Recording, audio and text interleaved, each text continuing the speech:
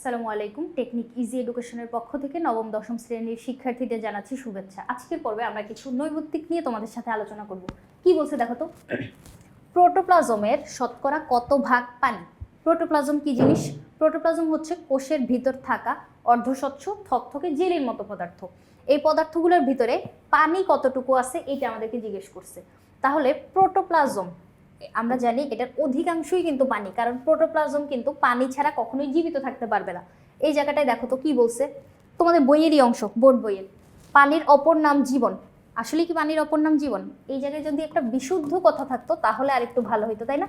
বিশুদ্ধ পানির অপর নাম জীবন, পানি ছাড়া জীব বাঁচতে পারে না। এরপরে দেখো, এই যে প্রোটোপ্লাজম জীবদেহের ভৌত ভিত্তি, এই প্রোটোপ্লাজমের শতকরা 90 ভাগই হচ্ছে পানি। হুবহু বলে দেওয়া আছে প্রোটোপ্লাজমের 90 ভাগই হচ্ছে পানি। তাহলে আমরা উত্তরটা পেয়ে গেলাম। কি বলছে, প্রোটোপ্লাজমের কত ভাগ পানি? এই যে 90 ভাগ পানি। এইখানে তো আর কোনো সমস্যাই নেই, কারণ বইয়েই বলে দেওয়া আছে। এরপরে ফ্লুইড অফ লাইফ বলা হয় নিচের কোনটিকে? ফ্লুইড অফ লাইফ এই জায়গাটার আরেকটু নিচের দিকে আমরা পড়ি, চলো কি বলছে। এই যে শতকরা 90 ভাগ পানি, এই কারণেই পানিকে ফ্লুইড অফ লাইফ বলা হয়। কাকে বলা হয়? পানিকে। পানিকে ফ্লুইড অফ লাইফ বলা হয়। পানির পরিমাণ কমে গেলে প্রোটোপ্লাজম সংকুচিত হয়ে মরে যেতে পারে। প্রোটোপ্লাজম যদি মরে যায় কোষের বিপাকীয় কাজগুলো সম্পন্ন হবে না এবং আমাদের কোষও কিন্তু তখন মরে যাবে। মানে প্রোটোপ্লাজম যদি শুকায় যায় তখন কোষ মরে যাইতে থাকবে।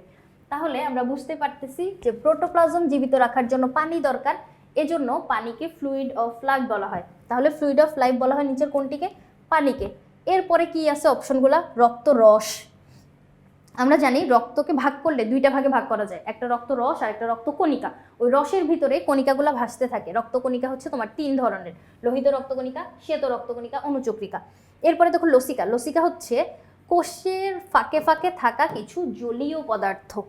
এরপরে কি বলছে, শুকনো কাঠ পানি শোষণ করে, স্ফীত হয়ে যাওয়ার সাথে সম্পর্কিত। শুকনো কাঠ পানি শোষণ করে স্ফীত হয়ে যায়। এখন যে কোনো শুকনা জিনিস তুমি পানিতে রাখলে ওটা পানি শোষণ করবে। এই প্রক্রিয়াটার একটা নাম আছে, এই প্রক্রিয়াটাকে আমরা বলবো হচ্ছে ইমবাইবেশন। দেখো এই যে ইমবাইবেশন প্রক্রিয়াটার দিকে তাকাও। কি বলছে, এইখানে মেইনলি তোমার পানি প্রিয় পদার্থগুলো থাকে, যে পদার্থগুলো পানি অনেক পছন্দ, হাইড্রোফিলিক পদার্থ আমরা বলি। ফিল করি আমরা কোন জিনিসগুলোকে? আমাদের প্রিয় জিনিসগুলা। তাহলে এই যে পদার্থগুলো এদেরকে আমরা বলবো হচ্ছে হাইড্রোফিলিক পদার্থ। এই যে হাইড্রোফিলিক পদার্থ এটা কি করে, তোমার পানিগুলোকে শুষে নিয়ে নেয়। তাহলে এই যে পানি শুষে নেওয়ার যে ক্ষমতাটা, শুকনো বা অর্ধ শুকনো পদার্থ ওরা মেনলি তোমার কলয়েড ধর্মী পদার্থ। এই ইমবাইবেশন ঘটে হচ্ছে কলয়েড ধর্মী পদার্থে। কলয়েড ধর্মী পদার্থের পানি শুষে নেওয়ার এই ক্ষমতাটাকে বা এই প্রক্রিয়াটাকে আমরা বলবো হচ্ছে ইমবাইবেশন। ওর উদাহরণ হিসেবে আমরা দেখতে পাই সেলুলোজ, ও পানি শুষে নেয়। স্টার্চ আর জিলাটিন, এই তিনটা নাম তোমাকে অবশ্যই মনে রাখা লাগবে। সেলুলোজ, স্টার্চ, জিলাটিন, ওরা তিনজন হচ্ছে কলয়েড ধর্মী পদার্থ, ওরা ইমবাইবেশন প্রক্রিয়াটা সম্পন্ন করে। এখন তুমি স্পঞ্জ মনে রাখতে পারো। স্পঞ্জ কি করে, কোনো কিছু শুষে নিয়ে নেয় না পানিগুলা, আবার চাপ দিলে ওখান থেকে পানি পড়ে যায়, আবার দিলে ও হচ্ছে সাথে সাথে পানি শুষে নিতে পারতেছে। তাহলে এই যে স্পঞ্জের ক্ষেত্রে আমরা যে বৈশিষ্ট্যটা দেখতে পাই, স্পঞ্জ বব স্কোয়ার প্যান্ট একটা কার্টুন আছে না, ওই কার্টুনটা কি করে, একটা এরকম এপিসোড ছিল যেখানে ও হচ্ছে সমুদ্রের নিচে থাকে, সমুদ্রের নিচে ও কান্না করতেছিল, ও নিজের কান্না নিজে শুষে নিচ্ছিল। তখন এই যে এগুলো মনে রাখতে পারো যে স্পঞ্জ কি করে, পানি শুষে নেয়। এরকম শুকনা কাঠও কি করে, পানি শুষে নেয়। তাহলে এখানে আমরা ইমবাইবেশন প্রক্রিয়াটা হইতে দেখতেছি। তাহলে ইমবাইবেশন প্রক্রিয়া আমাদের এই জায়গাটায় শুকনো কাঠ পানি শুষে স্ফীত হওয়ার যে প্রক্রিয়াটা, এটা হচ্ছে ইমবাইবেশন। বাকি অপশনগুলো কি আছে দেখো তো, প্রস্বেদন, অভিস্রবণ আর ব্যাপন। আমি একটু এই অপশনগুলোও তোমাদেরকে জানাই দিই, কারণ পরের যখন প্রশ্নগুলো যাব তখন এগুলো আবার লাগবে। তাহলে এই জায়গাটায় দেখো, ব্যাপনের ক্ষেত্রে কি হয়, ব্যাপনের একটা বাস্তব উদাহরণ তোমরা সব জায়গায় দেখতে পাও। ধরো একটা রুম স্প্রে, আমি এখন রুম স্প্রেটা করি, দেখো তো কি হইলো, কিছু গ্যাস নিঃসৃত হইলো। কিভাবে হইলো? নিঃসরণ প্রক্রিয়ায়। এখন এইখানে যে গ্যাসের ঘনত্বটা ছিল, এই ঘনত্বটা অনেক বেশি, আর যেদিকে ছড়ায় যাচ্ছে ওইখানে ঘনত্ব কম। তাহলে উচ্চ ঘনত্ব থেকে নিম্ন ঘনত্বের দিকে পদার্থের অণুগুলোর স্বতঃস্ফূর্তভাবে ছড়িয়ে পড়ার প্রক্রিয়া। এখন স্বতঃস্ফূর্ত কেন? আমি কি গ্যাসের অণুগুলোকে কোনো জোর করছি যে যাও যাও ওইদিকে যাও, ছড়ায় যাও, ওইদিকে যাও না, ওইখানে যে মানুষটা আছে ওকে আমি স্মেলটা দিতে চাই না, তাকে আমার পছন্দ না, এরকম তো কিছু না, জোর জবরদস্তির কিছু নেই। গ্যাসের অণুগুলো এখানে স্বতঃস্ফূর্তভাবে ছড়াবে। এইখানে শুধু গ্যাস যে হবে এরকম না, তরল পদার্থের ক্ষেত্রেও আমরা এমন দেখতে পাই। তোমরা যখন স্কুলের সাদা শার্টটা নীল করতে যাও বা তুতে দাও, সেক্ষেত্রে পানি ভিতর যখন কয় ফোঁটা নীল দিবা, কিছুক্ষণ তাকায় থাকো তো নিলটা অটোমেটিক ছড়ায় যায়, ওইখানেও ব্যাপন প্রক্রিয়া সম্পন্ন হচ্ছে, উচ্চ ঘনত্ব থেকে নিম্ন ঘনত্বের দিকে যাচ্ছে। এরপরে আবার ফুলের সুবাস, এই যে রুম স্প্রেটার সুবাস, তাহলে এইটা কি হইলো, স্বতঃস্ফূর্তভাবে কণাগুলা উচ্চ ঘনত্ব থেকে নিম্ন ঘনত্বের দিকে গেল, এটা হচ্ছে আমাদের ব্যাপন প্রক্রিয়া। এরপরে আসো অভিস্রবণ। অভিস্রবণের ক্ষেত্রে ব্যাপনের উল্টাটা হবে, এখানে কি হয়েছে, উচ্চ ঘনত্ব থেকে নিম্ন ঘনত্বে গেছে না, আর অভিস্রবণের ক্ষেত্রে নিম্ন ঘনত্ব থেকে উচ্চ ঘনত্বের দিকে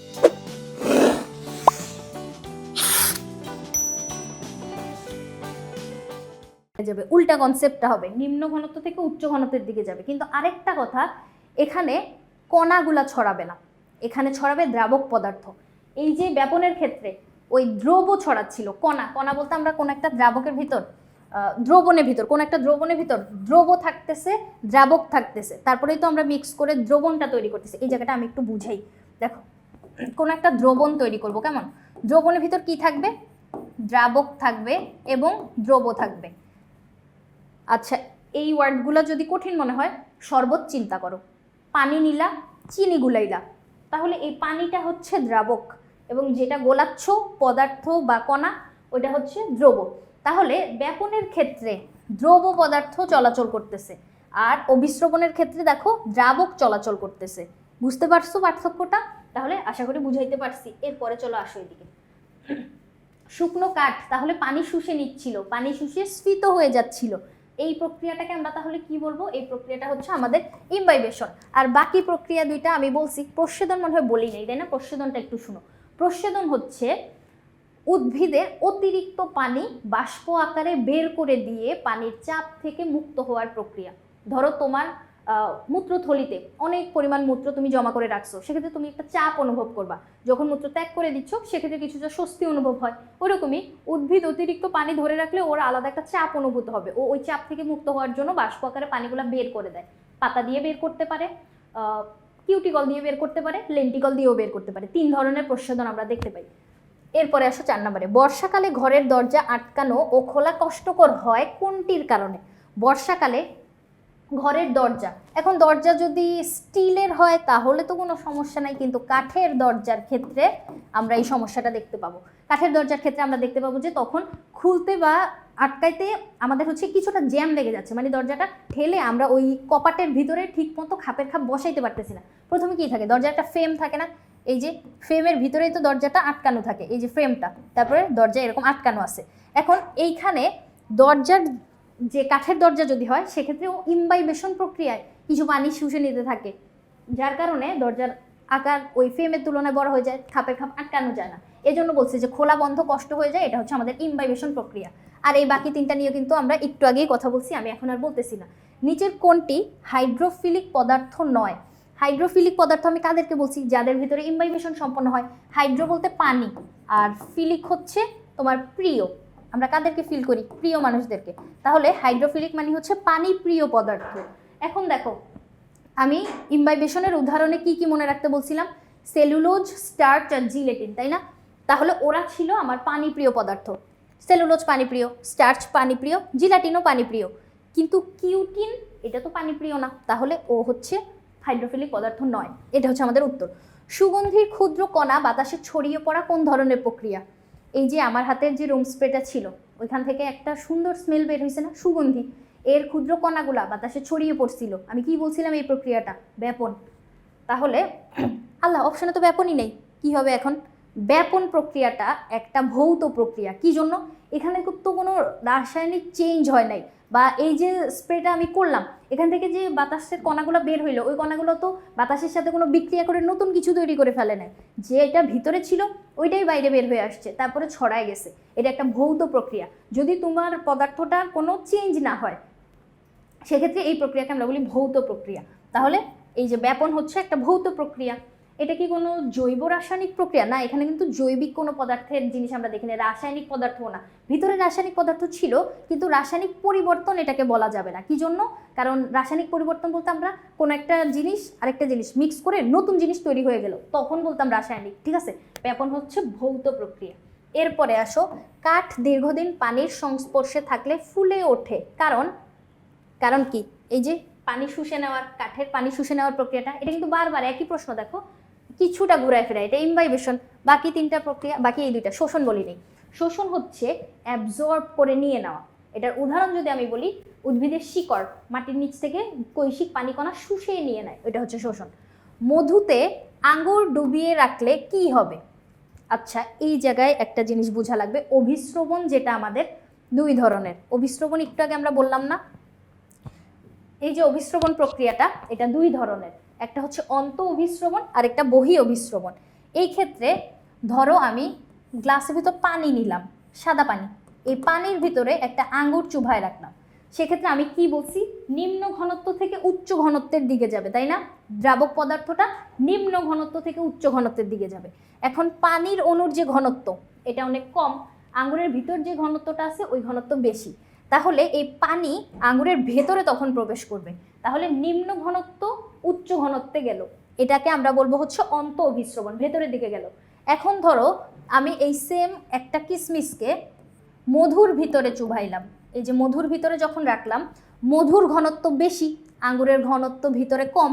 এখন কি হবে, এই নিম্ন ঘনত্ব থেকে উচ্চ ঘনত্বে যাবে, তার মানে আঙ্গুরের ভেতর থেকে বাহিরের দিকে যাচ্ছে, এটাকে তখন আমরা বলবো বহি অভিস্রবণ। তাহলে এই জায়গাটায় আসো, কি বলছে, মধুতে যখন ভিজায় রাখতেছি নিম্ন ঘনত্ব থেকে উচ্চ ঘনত্বের দিকে যাবে, তখন আমরা বহি অভিস্রবণ দেখব। অন্ত অভিস্রবণ আমরা বুঝছি, ইমবাইবেশন প্রক্রিয়াও আমরা বুঝি, ব্যাপনও বুঝি, তাহলে আমি আর বললাম না। এরপরে আসো, একটা উদ্দীপক দেওয়া আছে, একজন শিক্ষক শ্রেণীকক্ষে তার ছাত্রছাত্রীদেরকে তার একটি পরীক্ষণের মাধ্যমে দেখালেন যে পানিতে কিসমিস ভিজিয়ে রাখলে কিছুক্ষণ পর দেখা যাবে সেগুলো ফুলে টসটসে হয়ে গেছে। তাহলে এখন আমরা কিসমিসটা কই ভিজাইলাম, পানিতে ভিজাইলাম। আমি যখন দেখাইলাম যে পানিতে ভিজাইছি, তখন কি হচ্ছিল দেখো তো, কিসমিসের ভেতরে পানি প্রবেশ করতেছিল, এই যে ভেতরে পানি প্রবেশ করতেছিল, কি জন্য, নিম্ন ঘনত্ব থেকে উচ্চ ঘনত্বের দিকে যাবে। এখন ভিতরে যখন প্রবেশ করে তখন ওইটারে আমরা কি বলি, অন্ত অভিস্রবণ, তাই না? তাহলে এই প্রক্রিয়াটা, উদ্দীপকের পরীক্ষণটির নাম কি, অভিস্রবণ প্রক্রিয়া। বাকি তিনটা প্রক্রিয়া নিয়েও কিন্তু আমরা ইতোমধ্যে আলোচনা করে ফেলছি।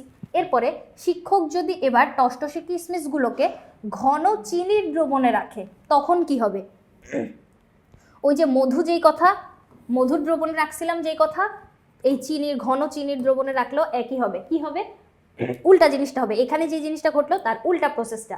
তাহলে কিসমিস থেকে পানি বের হয়ে যাবে, ইয়েস, কিসমিস থেকে বাইরের দিকে আসবে, যার জন্য আমরা ওকে বহি অভিস্রবণ বলবো। এই জায়গায় কি হবে, বহি অভিস্রবণ ঘটবে, কিসমিসের আকৃতি পরিবর্তন হবে। হ্যাঁ, কিসমিসগুলো চুপসে যাইতে থাকবে, কি জন্য, ওই যে কিসমিসের ভেতর থেকে পানি বেরিয়ে যাচ্ছে, তখন কিসমিস আবার চুপসায় যাবে। কিসমিস মানে কি, আঙ্গুরের শুটকি, তাই না? আঙ্গুরকে যদি রোদে শুকাও তখন কিসমিস তৈরি হয়।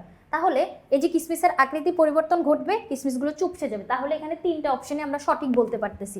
তাহলে এই যে বহুপদী প্রশ্নগুলা, সেক্ষেত্রে আমরা কোনটা দাগাবো, এখানে ঘ নম্বরটা, তাই না?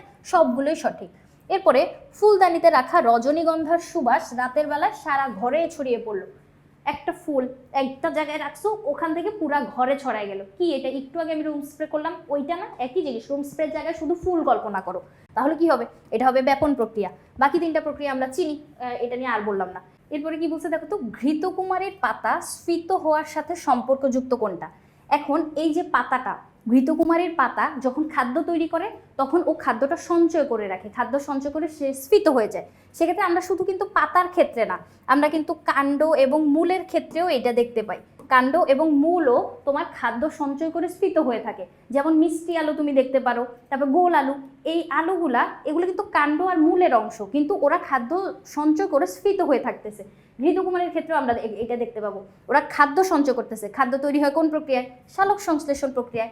এই জায়গাটায় কিন্তু আমাদের প্রস্বেদনের কোনো কনসেপ্ট নাই, এই যে প্রস্বেদন কথাটা তো এখানে আসবেই না, কারণ আমরা কি জানি, প্রস্বেদন প্রক্রিয়ায় পানি বাষ্প আকারে উড়ে যায়, এটা তো প্রস্বেদনের সাথে কোনো সম্পর্ক না। আর অভিস্রবণও না, অভিস্রবণের ক্ষেত্রে তো পানি জাতীয় পদার্থ বা দ্রাবক পদার্থ নিম্ন ঘনত্ব থেকে উচ্চ ঘনত্বের দিকে যায়।